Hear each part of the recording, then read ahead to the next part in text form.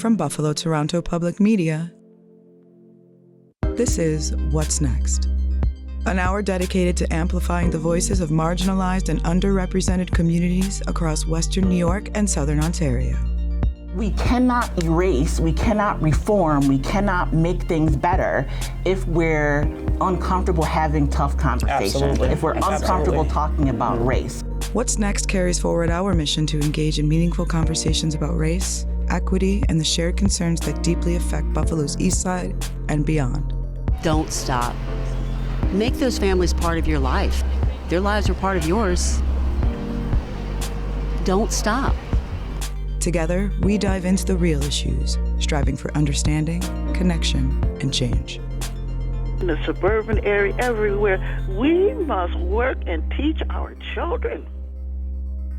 Peace and welcome to WBFO's What's Next. I'm your host, Saladin Allah, Director of Community Engagement at the Niagara Falls Underground Railroad Heritage Center, Public Project Coordinator for the Niagara Falls National Heritage Area, and the founder of the Atlantis School for Gifted Youngsters. Today we're joined by world-renowned celebrity chef Bobby Anderson, and we're going to talk a little bit more about his backstory and how he actually made a path for himself in the culinary arts. We're going to talk about entrepreneurship, and we're definitely going to talk about his experience being on season 4 of Hell's Kitchen with celebrity chef Gordon Ramsay and how that experience was. And then lastly, we're going to talk about a lot of the important project programs and initiatives that he's been able to successfully create and continually create across our region to positively impact communities, families, and especially our youth. Chef, thanks for coming on the show today and taking time out of your busy schedule to be with us. How you doing today? Thanks for having me. First of all, I really admire and appreciate the work that you do. Over the last 10 years, I've been watching you. Yeah. So it's a privilege to be on such a showcase with you doing the narrative. Yeah. You know what? I never shared this with you before, but before we connected with each other and worked on different projects together, I actually met you through the lens of the youth. Oh, wow. And what I mean by that is I'm a firm believer that our reputations precede us. And, yes. When you look at any community, I think it's universal that there are certain segments in our communities where you're going to get the raw, unadulterated truth from our youth and from our elders. Yes. And they're going to tell you what something is that's unfiltered. And being an educator for many years, I learned a lot about you from conversations that students were having with me about who you were. Wow. Some of them talked to me about wisdom that you share with them and how it helped them resolve some situations that they were going on and with peers or things that was going on in their household. And some of them talked about things that you introduced them to because they were a part of your F-Bites program. And they were learning things about the culinary arts that they typically wouldn't learn anywhere else, being introduced to certain type of ingredients that they never even knew existed. And then economic opportunities, like you helping employ some of these students and giving them a pathway into our local economies and teaching them about what entrepreneurship is. And that is how I met you initially. Wow.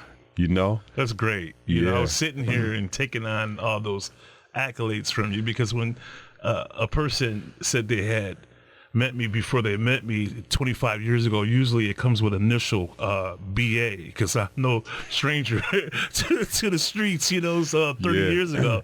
So most of the time, especially in my own hometown, they're quick to go back there. They haven't seen me do the work over the last 25 years, So the person that has known me from 30 years ago don't know me at all today. I do let my work and my reputation speaks for itself. When I walked in this door today, before I came in, my reputation was already here. So I tell people to be mindful of that, how you treat people, because your representation of yourself comes in way before you do. So that's good. That's good that I can leave a somewhat of a good taste in a person's mouth when they're talking about me. Yeah, man. I think about like what sparked you on your journey?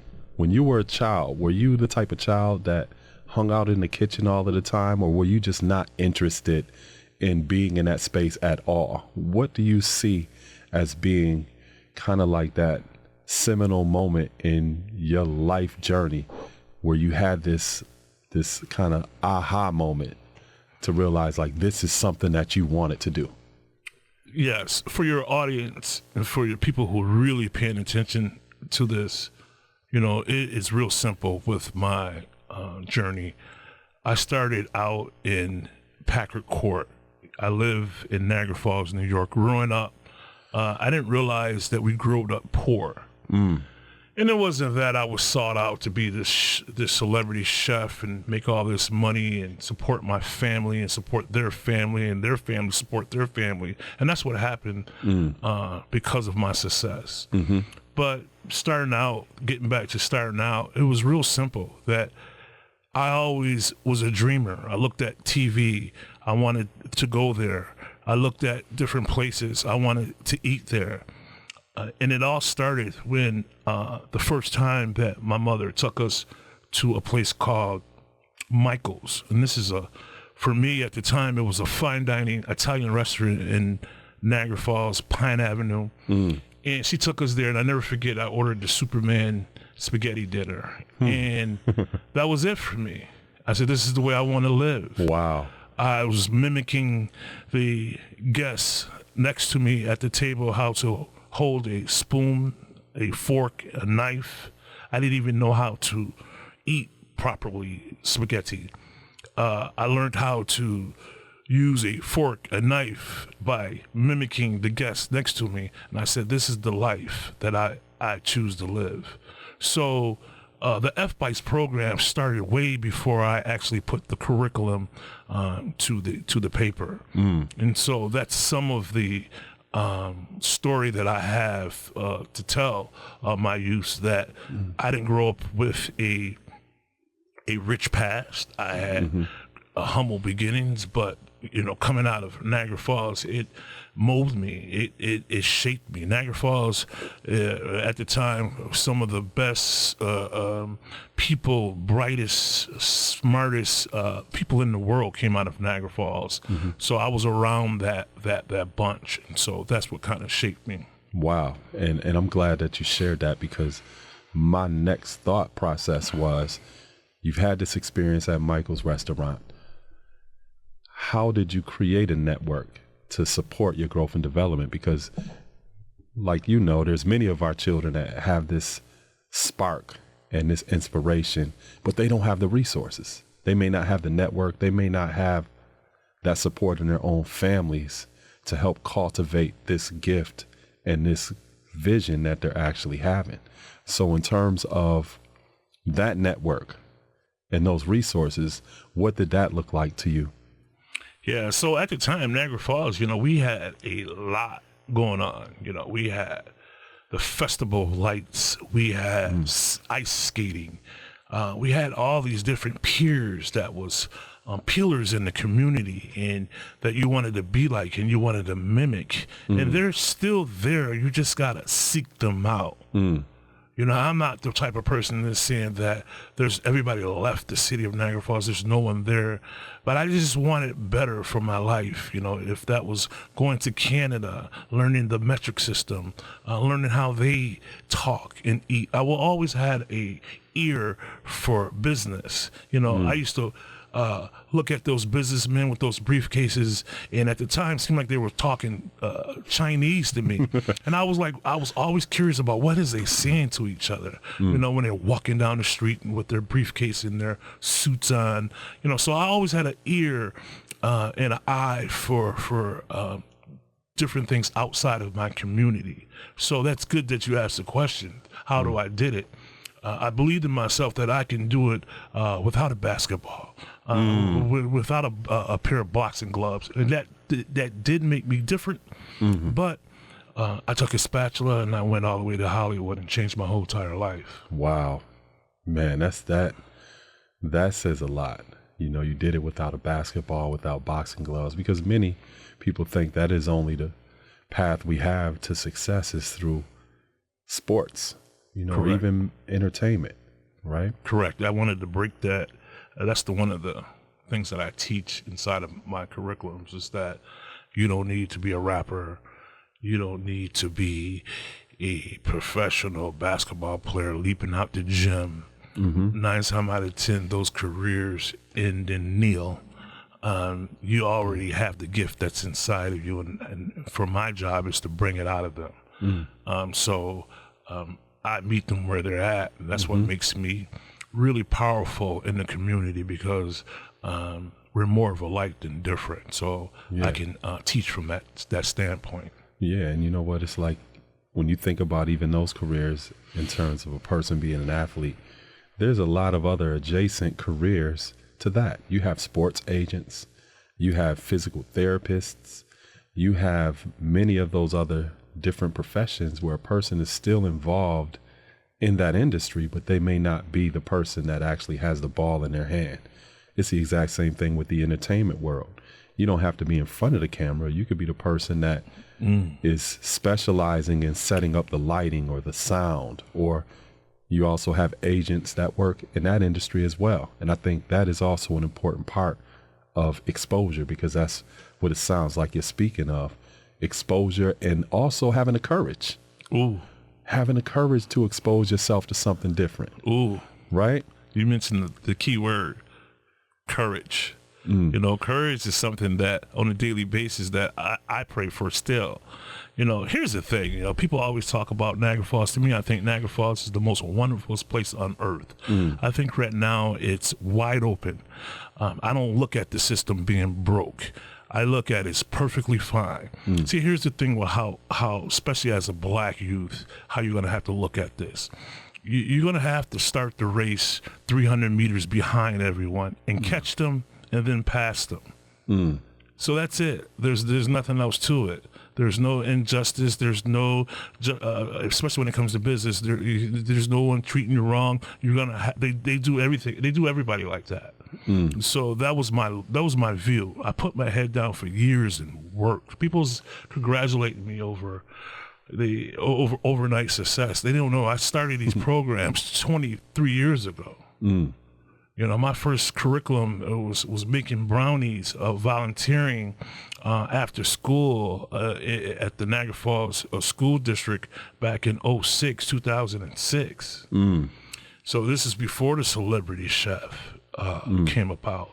That really catapulted me to a different level, I would say. But overnight success is non-existent. For me, I had to really, really, really overcome a lot of obstacles being black. And it's in business, there's no such thing as it's not fair, and I would say, if someone's starting this journey, I will give them some of the experience, the strength, and the hope that somebody gave me. And the one thing I will tell you, to have room in your heart for one more thing. Most entrepreneurs are almost there at the finish line, but they quit because of one more thing. Either it's they got denied at the bank, or they needed to hand in one more piece of paper, or they needed a 501c3, or they think they didn't have enough funds, and they quit, and they don't realize they were almost there. So I'm here to tell you, when they tell you no, look at that as a sign of the sale. Get your invoice ready. Wow, it's almost like your philosophy is the absence of something is your evidence. Absolutely. Of opportunity. I don't know where we got on the track of entrepreneur. I just jumped through there. I apologize. We were talking about spaghetti at first, sorry. But I'm just so passionate about giving this away, and that's what we do in our curriculum. My first curriculum wasn't inside of the school district and wasn't for F-Bites, although we've been doing curriculum-based learning for the last 20 years. But my first curriculum as being a single father back in 98, my kids wanted to go to a restaurant, make the reservations then. Their first reservation, they couldn't even talk on the phone to the maitre d'. They wanted to go to Disney World, book the plane tickets. Let me hear how you talk. Can you make reservations? Yeah, they had two sides because I'm not going to knock off their edge of hanging out with their boys. And I get that language. I get that colloquialism, African-American colloquialism, I like to call it. But you're going to learn how to talk boardroom. So if you wanted to go one of them restaurants, you want to go to the restaurants, make the reservation. So the curriculum of FBITE started in my house with my kids. And by the time they were 12 years old, they booked the whole trip to Disney World. From the plane to the hotel to all the parks and all the restaurants at 12 years old. Wow. That's where it started at. Man. That's free game I'm giving you. That's a free curriculum I just gave you. Wow. So it's also telling me about the importance of parenthood, fatherhood, and grounding our children in those principles and values that once you step outside of the household, you have institutions and you have environments that can reinforce the things that you were taught at home. I wish your audience can see you because you already know what you just said, because I'm surprised that your daughter's not with you. I ain't never seen you without your daughter. And I love that. Yeah. See, I love that because that's where the teaching starts at. Again, the first curriculum that FBITES ever did was when I had my sons book their own reservations to Disney World at 12 years old. They had to learn how to talk boardroom language. They had to learn different conversations and different ethnic tones. So when they were going, they wanted to go to Michael's too as well. They wanted to go to Como too as well. Book the reservation. And then, after a few failed tries, they finally got it. They finally realized. And I didn't teach them to talk in a different way. It was just a proper way of dialoguing with your constituents. And that's what I taught them at an early age. When they're on the porch with the football crew, they had another language. I didn't say, hey, knock that language out. And so that's the balance of especially, raising little black boys. Yeah, man. And I'm sure that built confidence too, because there's many of us that we can have that conversation on the porch talking football and other sports and entertainment, but then put us in the boardroom and many of us shrink because we've never been taught how to function and navigate in those type of spaces with that confidence. That's important, Saladin, what you just said, it's a fabric of Gordon Ramsay. Speaking of Gordon Ramsay, it wasn't about the cooking. It wasn't about the money I won on that show. Came in the top 5. I had to learn the metric system in 2 days because European cooking is a metric system. Wow. But by the way, I had a curious ear for Canada. So my mom used to take us to Canada, and I used to understand metric systems and kilograms. And so, but Gordon Ramsay was the number one important thing. What he said to me and taught me and mentored me. He said, Bobby, you could participate in the real American dream. And no one never told me that. I had a great father. He never told me that. And I went on this journey to understand what that meant. And that it's a fabric. It's a you had to fit the corporate brand. And I had to change the way I walked, the way I talked, the way I viewed life. My posture changed because of that one word, because of that one phrase he told me. He said, you got a real chance, because you're a damn good cook, to participate in the real American dream. And that was it for me. Wow. So talk to us a little bit more about that experience. How did you get on season 4 of Hell's Kitchen with Gordon Ramsay, and what was that experience like? Yeah, at the time I didn't really understand it because I really didn't understand the show. I was in New York City. I wasn't applying for a show. I was actually applying for a job at an institution. It was a big state job. I was down there, and I had one more day left, and I actually was eating inside of a New York City restaurant. And I was complaining about the soup in Manhattan. For the people in Buffalo and Niagara Falls, if you don't know, the prices of a French onion soup was $13.95, and this was back 15 years ago. So I was complaining a little bit. I didn't have, it's just the point that you're paying almost $15 for a bowl of soup. But this is Manhattan. Yeah. But it wasn't good. I was like, well, it kind of needs some time. It needs some garlic. So me and the waitress reestablished a report, and I was just, I wasn't going to run out on the bill, but we kind of engaged in what could it do to improve this French onion soup. And when I was leaving, someone tapped me on the shoulder. I don't know if this serendipity, I don't know what you guys want to call it, but someone out the blue, I didn't apply for Hell's Kitchen's, tapped me on the shoulder and said, hey, are you applying for the show? I was like, what show? I didn't really know what Hell's Kitchen was, and there was a producer for Hell's Kitchen. And when you got outside, the line was like Americans, that singing audition, like your audition and the line rap. It was like hundreds of people. America's Got Talent. The American Got Talent. It was hundreds of people wrapped around the line. I was like, no, I can't wait for this. I got to get back to Niagara Falls, New York. And he said, I'll tell you what, I'll put you in front of the line. And that's how the whole process started. I had to go, I'm telling on myself, but I met these beautiful women at Trot Center, the educational center down in Niagara Falls. And you had to go on the computer. I didn't even have a computer to finish out, the application process.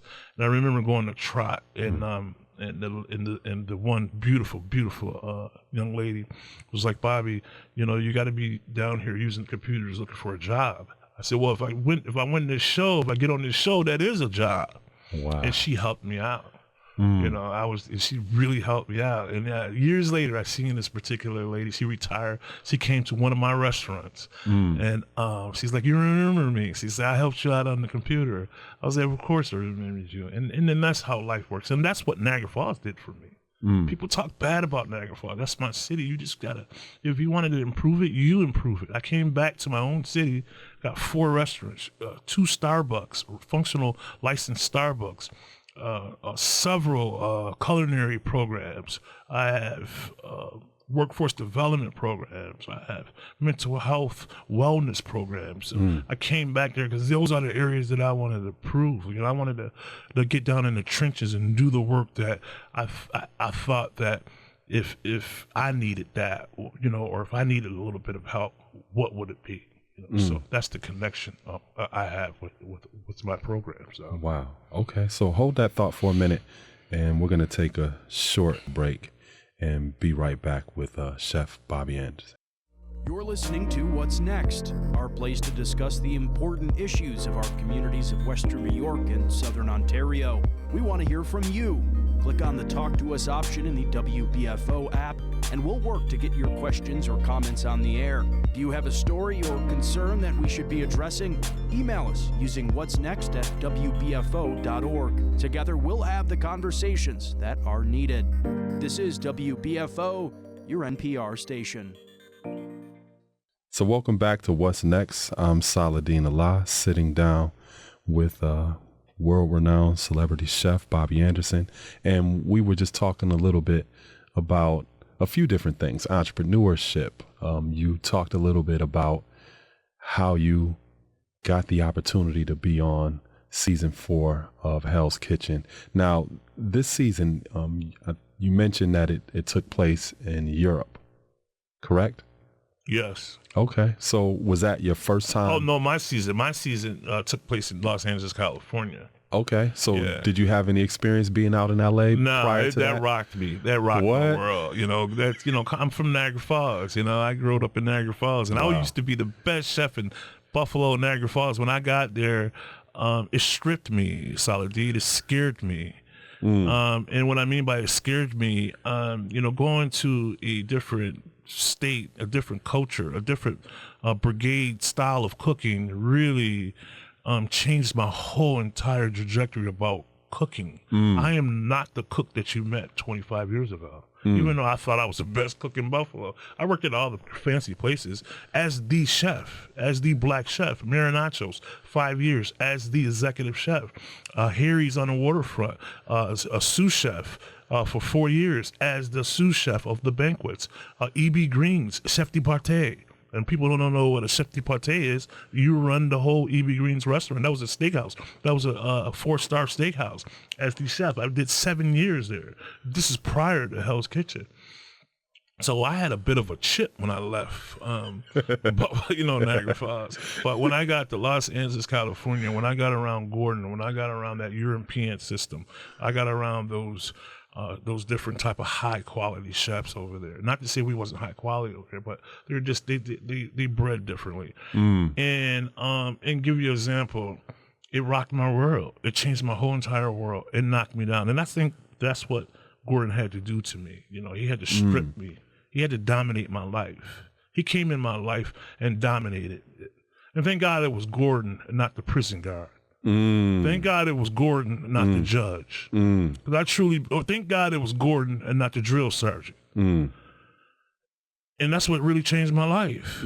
So, I can give you an example. Bobby, go in the cooler and get me 5 kilograms of Vermont chocolate.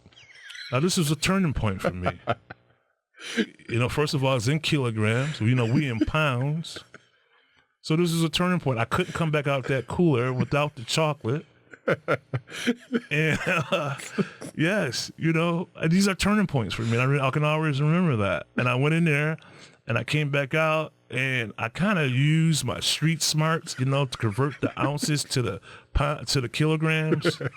Did I tell him myself? I didn't tell him myself. All right, so, and he was like, wow, about time that you found your knack at something. So he made me the storeroom cook.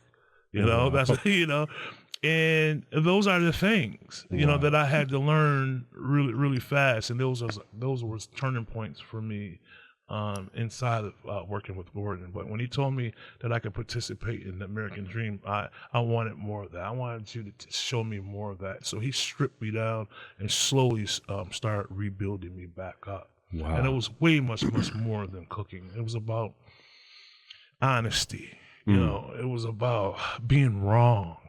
It was about believing in your own dream. Not telling your own self no. So he taught me much more than baking a souffle. It was really life changing. Wow, man! And you sharing that, it makes me think about how that experience is universal, in a sense where I've had experiences where I've been totally out of my element, and I'm sure many other people could relate with that as well. But being in that situation or scenario, you also have to show up. And in some circumstances, you don't have no practice. You can't blame anybody. You have to be able to show and prove in that circumstance. And I think that hearing that part of your journey, people may have not been on a celebrity chef show and faced that type of challenge, but they've been in other situations where they've had to show up and they've had to meet certain challenges. And what helped you have the ability to face that situation? Because many people would have turned around and went back home. They wouldn't have had that confidence to go in there and to do what was necessary under those circumstances. Where did you pull something from in order for you to persevere in that circumstance? Yes. So again, Gordon, and I use this. It takes a person to believe in you, to love you before you start loving yourself. I think Gordon wrapped his arms around my career, my life at those 35 days. And he's always telling me, Bobby, you have to dig deep. And it took me to a place, I'm going to tell you how I persevered. Niagara Falls. I got to a place where you can't scare me with trouble. Niagara Falls was a training ground for me. I started using my strengths and my wisdom and my awareness of how I grew up. I grew up the only person that without a felon. And I ran with felons. I never went to jail. And I went to go visit my buddies in jail. These are all survival skills that I had to maneuver. Niagara Falls, again, it was a great practice ground, and I used those transferable skills inside of the kitchen. How to get along with different type people. And I was using DEI way before the buzzword. It was a culture of people that, especially the Italians, that you just had to get along with. That's the way that it was. So I didn't look at the kitchen brigade as any different. I knew the conversation. I knew the lingo. So again, you couldn't scare me with trouble from where I came from. So that was a real crucial, important part of my survival in Hell's Kitchen, because a lot of people do crack up. A lot of people can't handle that pressure. They're away from home. They're away from their friends. Mommy and daddy's not there. Their loved ones are not there. And a lot of people can't handle that. And for me, it changed my whole entire life. I left Hell's Kitchen. I had a new walk. I had a new talk. I had a new dream. I can see it. Wow. And then going through that experience and then returning back here to Western New York, how was that experience? And how did people engage you after seeing you on television and, having this expectation of them knowing you prior to that? Yeah, I had to get used to that, because I came home and I remember I used to wear the Hell's Kitchen jacket. I was like, "Don't you know me?" People were noticing me off the streets. I was running in 5K races. I was participating in different things, and people were recognizing me. And I never forget. I went to my old neighborhood, and I went into a store, and I came out of the store, and the guy was like, "Hey, yo, you that Hell's Kitchen chef?" He was like, "Well, check in." I thought he wanted an autograph or something. So he said, "Check in." I was like, "All right, where's your pen?" Because I was signing autographs at the time. He might as well ask you what size shoes you wear. Yeah, he said, "Check in," Saladin. So I was like, "All right, where's your pen?" I was that naive. Like, this is my home city. Ain't you happy for me? Ain't you?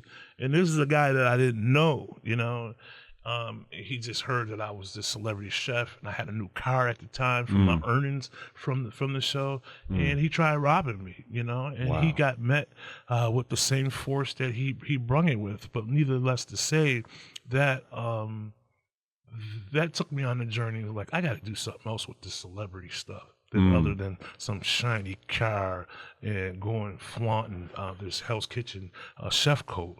And so, at the time I was opening up several restaurants in the city of Buffalo. I was well sought after. I was doing appearances in New Jersey and New York City and San Francisco. And it just dawned on me, when the guy told me to check in, I was like, I got to do something else. And so I said, I started the F-Bites program. And I didn't know what that was. I didn't know what that looked like. All I know is that, I didn't want to, take this newfound freedom and just keep it to myself or throw it away.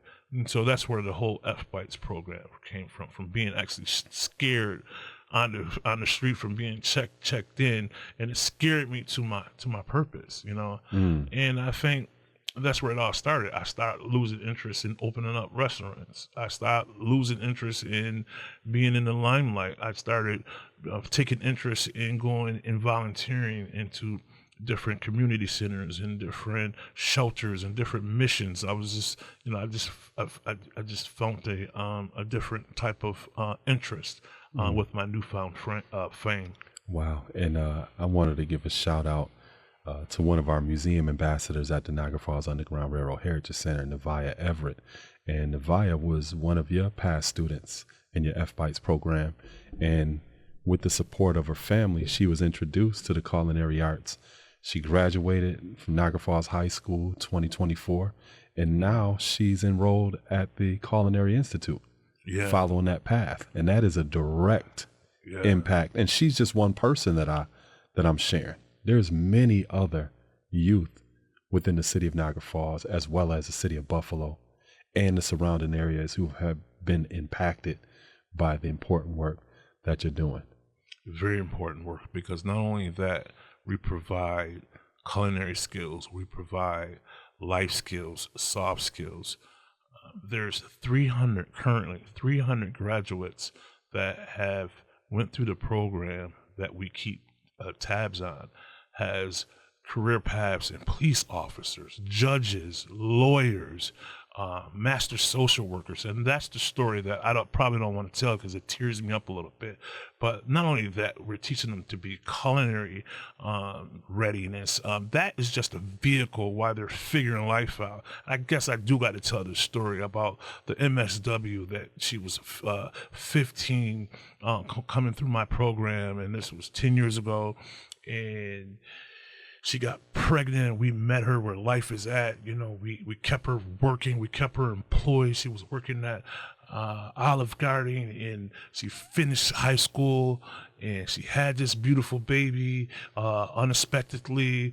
But then she enrolled at the culinary institution, and she enrolled at CC, and she liked it that so much. You know, we just kept our hands on our arms on her. We chaperoned her to different places where she needed to go fill out applications. That's a big barrier in Niagara Falls, you know, transportation. So we were chaperoning her, and the next thing you know, she got inspired to become a MSW. So she enrolled in UB and got accepted at UB, and she graduated with this MSW degree. And now she contacted me out the blue about 2 months ago. She said she got her L, and she's a licensed master social worker, and got pregnant at 15. That's what FBITES does. We don't trigger the trauma. We meet you where you at. Wow. If you want to wear your hat sideways at my cash register, as long as you looking someone in the eye and firm handshake and got your pants pulled up, you can wear your hat sideways. Wow. That's it. Saladin. That's the work that we do over the last 15 years. You know, we've been doing it quietly because we're not at those mingles, or we're not at different places, and you know, we're not just out in the, you know, doing different things, and we're not asking for donations all the time. You know, our Starbucks, our restaurants are subsidiaries of the nonprofit. So, you know, we're you know, as a couple of years ago before COVID, we're self-sufficient. We declined it outside contributions. We didn't need outside contributions. But after the COVID, that changed everything. But that's what the work does. The work really tells the metrics of your organization. You know, we were self-sufficient. You know, we didn't need any outside help, but you know, that changed. But yes, that's what FBITES does. We meet these kids. We have different avenues of curriculums too. You're talking reentry program. We go inside the jails. Hardcore. We talked about those soft skills. All right, here's these hard skills. So if you're getting released, we hire you. We hired 45 over the last 8 years of doing our program at the Niagara County Jail. We went through a cohort over 45 reentry, and we hired over 15 individuals that was coming out of jail, and we paid them for that day. We paid them a stipend for that day. So those are the things that people don't see that what FBITES does. You know, wow. Uniforms, non-slip shoes. You know, we support all that. We chaperone you to the culinary college. So I hate to go on a rant, but sometimes people don't know what the organization is doing when they don't see them next to Say Yes or you know, Mad Urbans or the Urban Leagues. You know, we're doing the work. Yeah, man, and you know, that's important. And I want to take another short break, and then we come back to talk a little bit more about that important work. Celebrate the 50th anniversary season of Austin City Limits. Don't miss remarkable performances from Gary Clark Jr., Black Pumas, Brittany Howard, and more. Watch every Monday at 10 p.m. on WNED PBS. You're listening to What's Next, our place to discuss the important issues of our communities of Western New York and Southern Ontario. We want to hear from you. Click on the Talk to Us option in the WBFO app, and we will work to get your questions or comments on the air. Do you have a story or concern that we should be addressing? Email us using whatsnext@wbfo.org. Together, we'll have the conversations that are needed. This is WBFO, your NPR station. We're back with more What's Next. I'm here speaking with world-renowned celebrity chef Bobby Anderson.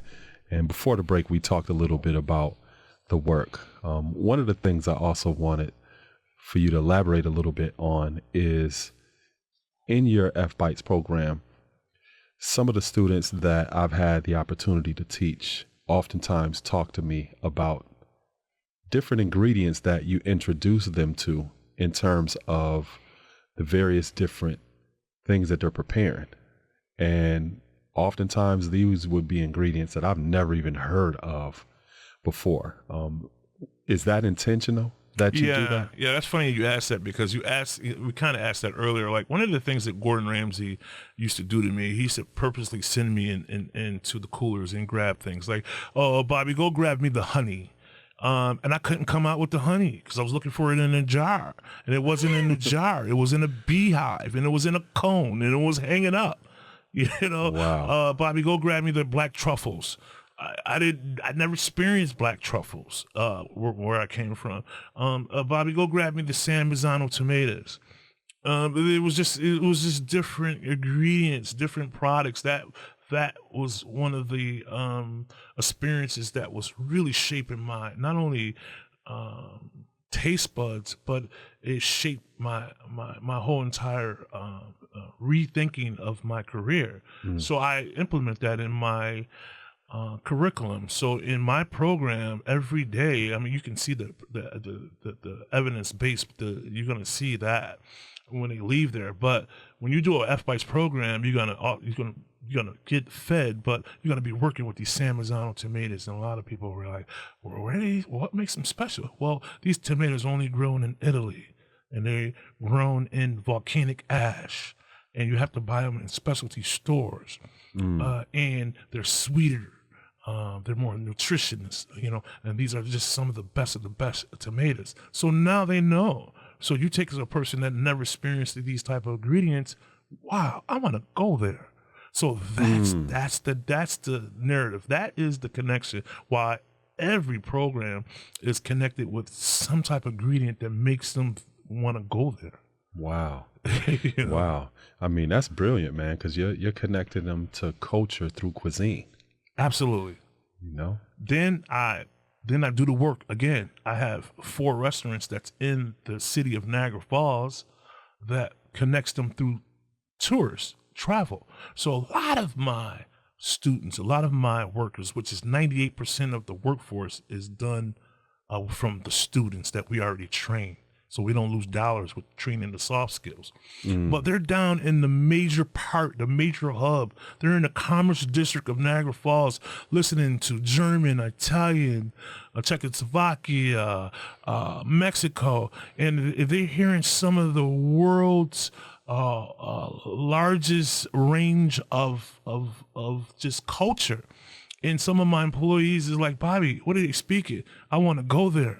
Like, what are they saying? I want to go there. The way they dress. Oh my God, the way, that's the reason why it's important for F-Bites to have these pockets of placement inside of a procurement major hub. We're in a commerce district. So, they're not, they're seeing these different ingredients. Not only are they tasting these different ingredients, but now they're hearing it. They're part of the culture that they want to go visit. So, it's nothing for one of my students to work at the tourist restaurants that we have downtown and say, hey, I was talking to a person from California, and they were telling me, if I ever come out to California, to come to this particular job and this corporation, and that's the whole connection. That makes it all worthwhile. So it's food,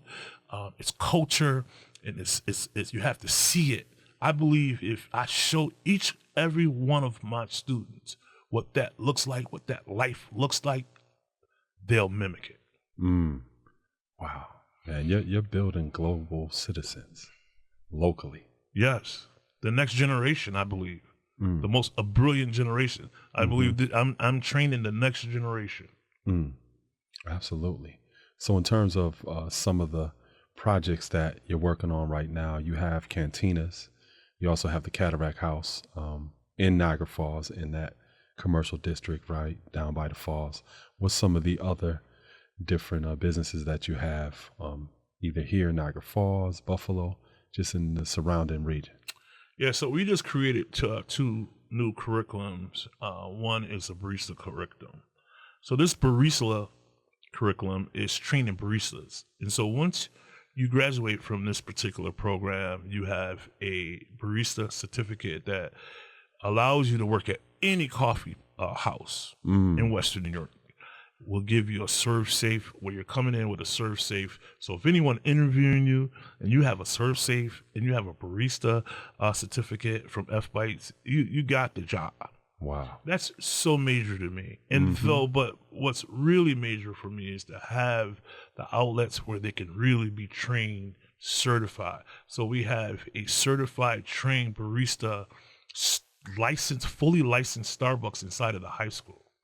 So when they're graduated, if you worked that high school Starbucks program, you graduated only with your diploma, you're graduated with a ServSafe barista. So again, I'm not teaching you to be baristas. I'm teaching you why you go to college, to be a judge, a doctor, a lawyer. You can always work your barista job. You can always have money in your pocket, and it just makes life so much easier. And so, these are the things that, you have to put the work in, so I'm not trying to be scattered doing so many projects. I've been doing the same thing for the last 15 years. So I per se, you ask me all these different projects. It seems like there's different projects, but I've been doing the same thing for the last 15 years. So, we like to say, we're going deep, not wide. We just improving on what works for us. Yeah. So for our listening audience, there may be parents and guardians that are hearing this and they're like, you know what? I would love to have a younger person in my family involved in F-Bites or in some of the programs that you're doing. How can they get involved? Yeah, they definitely can support F-Bites, especially the rapid pace that we're growing. And one thing about Saudi, when you grow, war comes per se. It's just a natural state of things. So if you see F-Bites and you want to support F-Bites, you just go to fbites.org. Any way you can, $1, $2, $5. And all the money, it goes to the students. The students run the restaurants. They run the Starbucks. They have uniforms, non-slip shoes, transportation. We have Uber accounts for our students, so we don't have that link of that transportation barrier. And then, but more importantly, you will see the difference with your kid or your family member when you join F-Bites. And not only that, we're going to teach you about these tangible life skills that's going to carry you over regardless of what your career is going to be.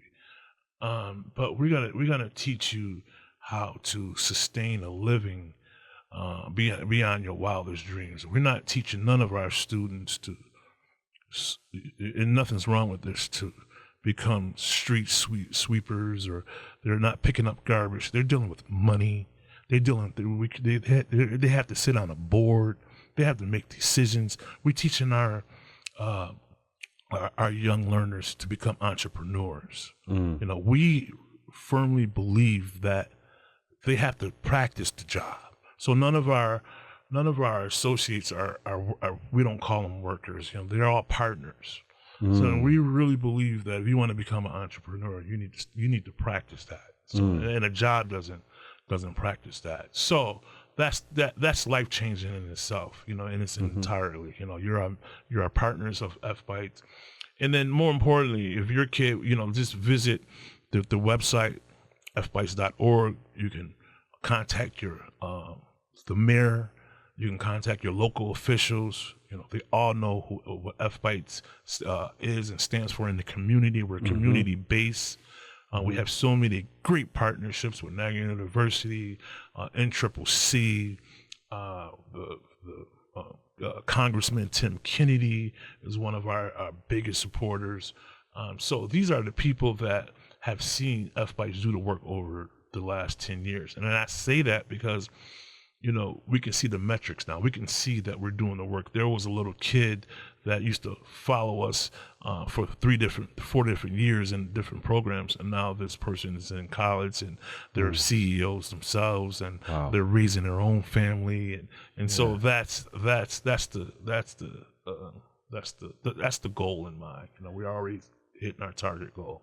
Yeah, and you know what? I think it's also important to mention that with the potential rising of costs for products and materials that you utilize within your program, that it's important for our listening audience to understand that and the value of supporting the important work that you're actually doing. Absolutely. Every program, they eat. And, I'm not here begging for any money per se, but we feed them every program because that is the lesson. Most of our learners, Saladin, I like to call it the sit and get. They don't sit down and look at a smart board and learn that way. I don't teach that.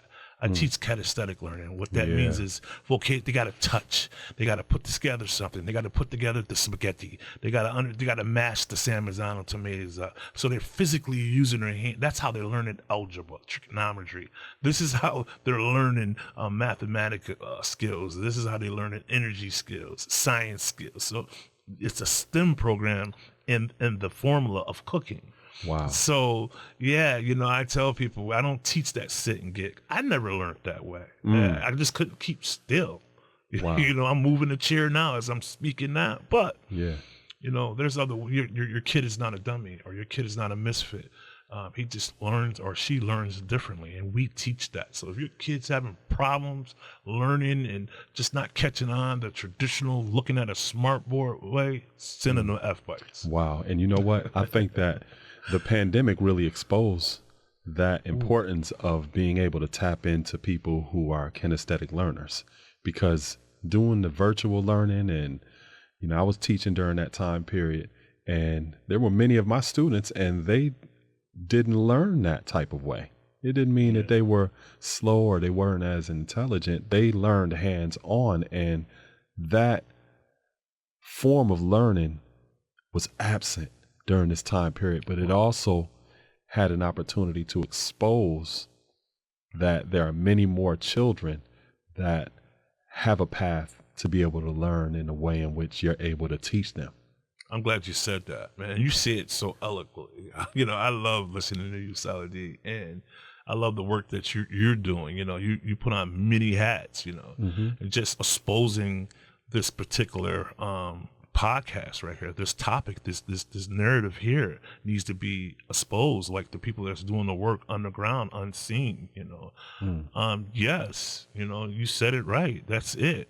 That's really 100% of our kids. Even if your kid is getting a plus, they need balance, so the balance part is, we're cooking, we're exposing different life skills. No more sewing pillows and baking cookies for like it's home economics or home career. This is a different type of learning here. So even if your kid does learn from a smart board standpoint, this is the balance that a exceptional student needs to be involved in, and it's the balance that will balance them out.